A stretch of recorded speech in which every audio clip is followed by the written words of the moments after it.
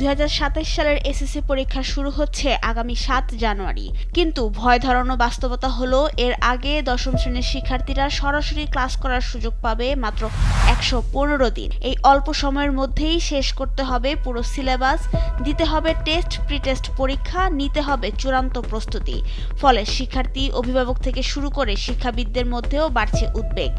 এত কম সময়ে আদৌ কতটা প্রস্তুত হওয়া সম্ভব? শিক্ষা ক্যালেন্ডার অনুযায়ী 14 মে থেকে 31 ডিসেম্বর পর্যন্ত বছরের বাকি থাকে 230 দিন। এর মধ্যে শুক্রবার ও শনিবার মিলিয়ে সাপ্তাহিক ছুটি ছাড়াও ঈদুল আজহা, গ্রীষ্মকালীন ছুটি সহ মোট ছুটির দিন দাঁড়ায় 91 দিন। 230 দিন থেকে 91 দিন বাদ দিলে সেশন থাকে 139 দিন। এর মধ্যে অর্ধবার্ষিক, বার্ষিক, প্রি টেস্ট ও টেস্ট পরীক্ষার কারণে আরও 24 দিন শ্রেণী কার্যক্রম বন্ধ থাকবে।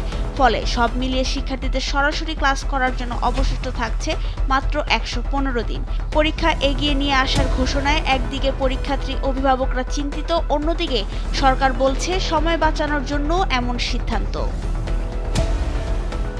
বর্তমান দশম শ্রেণীর শিক্ষার্থীদের জন্য সংকটটা নতুন নয়। গত বছর থেকেই নানা কারণে বারবার ব্যাহত হয়েছে তাদের পড়াশোনা। 2025 সালের শুরুতে রাজনৈতিক অস্থিরতায় 2 মাস ঠিকমতো ক্লাস হয়নি। এরপর চলতি বছরও সময়মতো পাঠ্যবই না পাওয়া এবং জাতীয় নির্বাচনের ছুটিতে আরও পিছিয়ে পড়ে শিক্ষা কার্যক্রম। ফলে জানুয়ারি থেকে মে মাসের মাঝামাঝি পর্যন্ত যে পরিমাণ সিলেবাস শেষ হওয়ার কথা ছিল, বাস্তবে তার অনেকটাই অসম্পূর্ণ রয়ে গেছে। গণস্বাক্ষরতা অভিযানের নির্বাহী প্রধান ও শিক্ষাবিদ রাশেদা চৌধুরী সরকারের সময় বাঁচানোর সদিচ্ছাকে সাধুবাদ জানালেও মাঠের বাস্তবতা নিয়ে প্রশ্ন তুলেছেন। তিনি বলেন, ঢাকা মহানগরীর বাইরে চর বা হাওর অঞ্চলের স্কুলগুলোর এই সময় সিলেবাস শেষ করার মতো প্রস্তুতি কতটুকু তা ভাবা দরকার ছিল সরকারের।